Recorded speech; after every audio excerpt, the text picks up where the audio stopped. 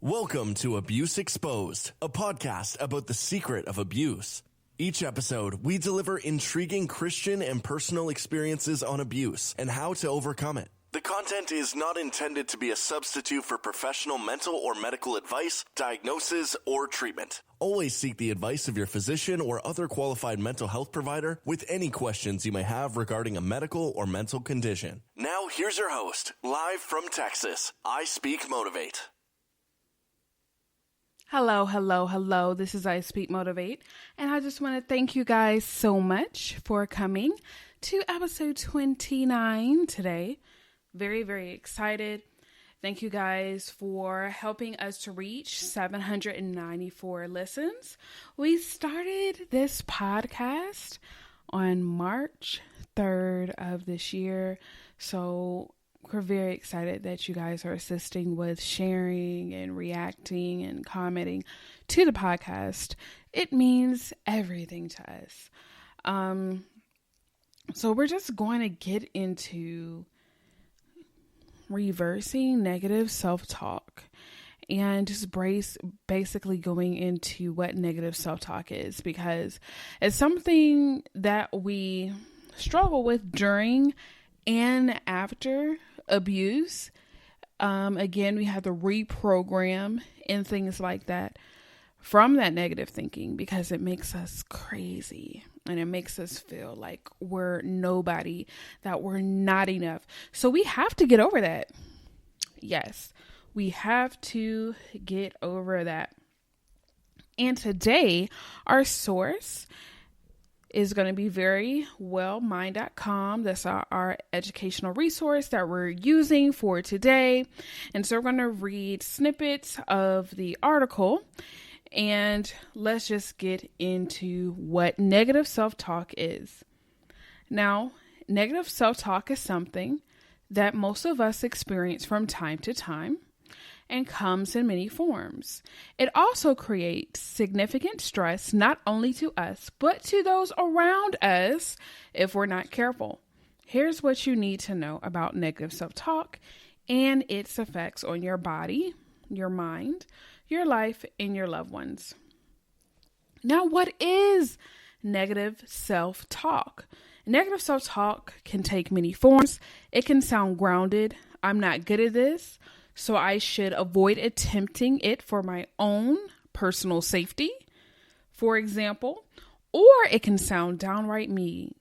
I can never do anything right. It may take on the feel of being a realistic appraisal of a situation. I just got a C on this test. I guess I'm not good at math. Only to devolve into a fear-based fantasy. I'll probably fail this class and never be able to go to a good college. So this is why I wanted to talk about this, because it is something I really struggled with during the abusive relationship and during recovery.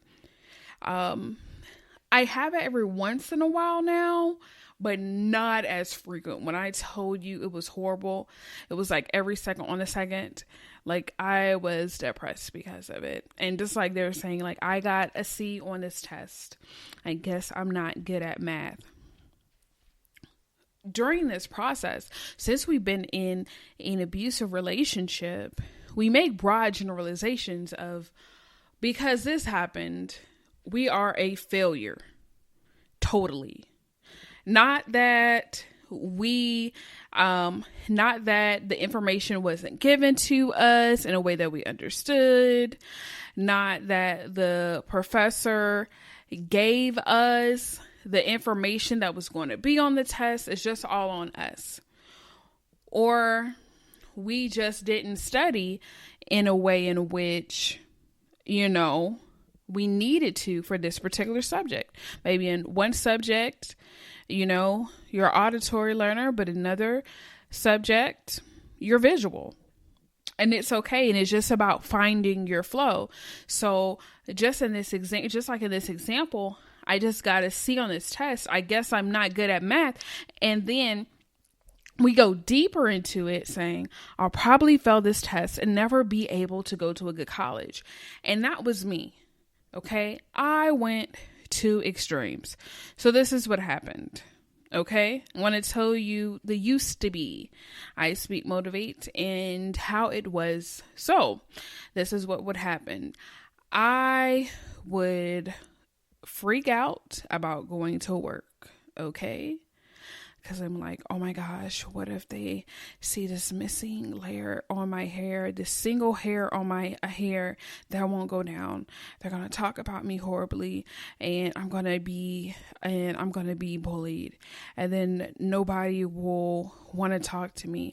Oh, if I say, for example, I drop some lip gloss on my black pants, and you know how you see that kind of like oil stain on it, I'm like, okay, what if as soon as I walk in, they see this oil stain and then they think I'm a messy person, and then they won't want to be around me because they think I'm such a mess. And so it just gets bigger and bigger. You know, the fear, the negative self-talk, it comes to be these fear-based fantasies, as they say, and it is something that can paralyze you. You become paralyzed because of fear and because of negative self-talk. There's nothing you can do. I remember in another podcast episode, I talked about me going to the restroom, and it was based on trauma, and I was flashing back.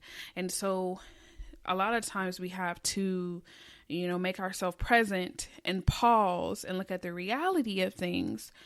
And so I couldn't go to the restroom, or I wouldn't go to the restroom, right? So I was like, I can't go to the restroom because if I go to the restroom, they won't think I'm a hard worker. If they don't think I'm a hard worker, then that's going to ding me. Like, this is a scorecard that they have for me. They're going to ding me in some type of negative way. And there you go. There goes any chance of a raise, promotion.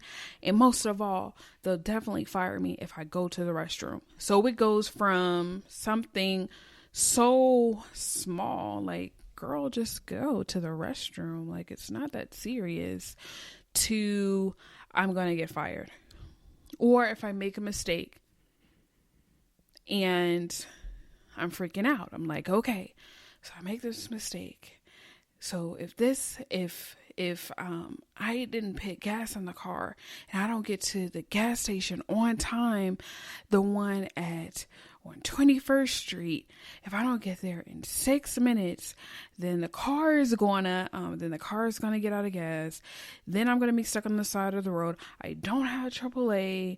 I don't have anyone to help me. This is the only car that I have. My husband can't help me because this is our only car. So I'm freaking out. And then here it goes. Then it goes into, oh my gosh, how are we going to get it? Then it's going to have to get towed, but I don't have money for it to get towed. So it's going to be sitting there. So then it's going to be $800. It's going to be probably $800 per day.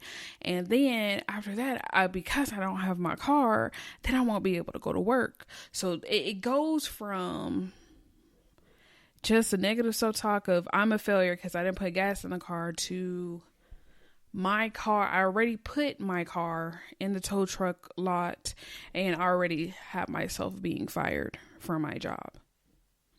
And again, this is how we were programmed. This was our foundation, which was very fear-based, which is very negative. That was the abuser's form of control for us. So when things that are considered minor occur in our lives, it becomes a very elevated situation when it's just something that's every day. And I just want to help you guys with that and talk to you guys about that and let you know you're not alone on that, because it is definitely hard to not walk in fear and to move forward, because we just have to pause and reflect on when you have these negative feelings or this negative self-talk. Just make sure that you're pausing getting yourself from a terror state, because that's where we go straight back, because we're like, okay, we have to, we feel stressed about a simple situation to others, but it's not simple to us. And we feel as if we have to react right now or something painful will happen. And so we have to pause. It's okay. It's okay. We have to realize and let ourselves know it's okay. Let's pause about the situation. Okay. So what happened? What's going on? Okay. I can't find my phone. I'm a failure because I can't keep anything together. I can't keep anything. They are right. Everyone was right. I can't keep up with anything. I lost my phone. I am a failure. So then I will not be successful. That type of thinking keeps us in a paralyzed state. And we won't do anything because we feel as if we already failed and we didn't even try. Because that negative self-talk is a revolving merry-go-round that's just going forward in our world. Now, consequences of negative self-talk are limited thinking. You tell yourself you can't do something, and the more you hear it, the more you believe it. Again, with you becoming paralyzed, you are in you've virtually paralyzed yourself, emotionally paralyzed yourself. So you can't do anything because you automatically can't. But in reality, you won't because of fear of failing in that thing. And the truth is, failure only exists when we don't try. Failure only exists when we don't try.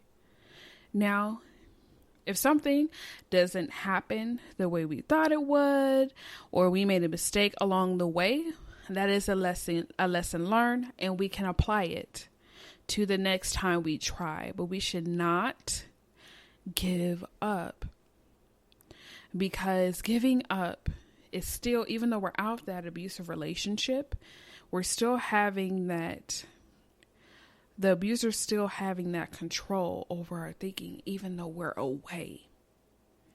And we don't want that. We want to be free thinking, and we want to be positive. God created us for a purpose. You all have beautiful passions and dreams, even though you probably like, I feel like death right now. I'm feel so weak, and I just can't imagine, anything positive for me, right now. But if you dig deep inside, you have a passion, you have goals, you're a very beautiful person. And it's just about eliminating that negative self-talk so you're not stuck. Because that was the biggest thing for me, just being stuck. And that's what negative self-talk does for you, keeps you stuck from being where you want to be. Now, the second consequence is the feeling that you have to be perfect. You begin to really believe that great isn't as good as perfect, and that perfection is actually attainable. In contrast, mere high achievers tend to do better than their counterparts because they generally less stressed and are happy with the job well done, rather than picking it apart and zeroing in on what could have been better. So, high achievers tend to do better than a perfectionist because they are generally less stressed and are happy with the job well done, rather than picking it apart and zeroing in on what could have been